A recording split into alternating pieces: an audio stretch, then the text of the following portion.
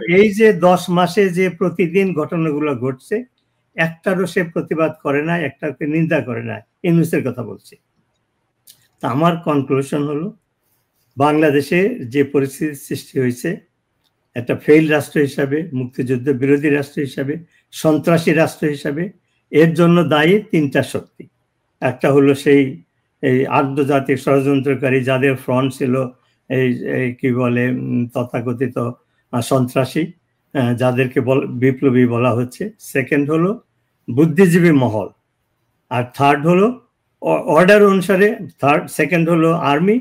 তারা ৫-৬ বার বিশ্বাসঘাতকতা করেছে, তাদের দায়িত্বহীনতা তারা পালন করেছে। আর হলো এই ফাহমিদুল হকের মতো যারা বুদ্ধিজীবী, তারা ওই সময় না বুঝে না জেনে অথবা জেনে শুনে অতি আতেলগিরির জন্য হোক তারা যে সমর্থন করেছিল, এই 3টা গোষ্ঠী এর জন্য দায়ী।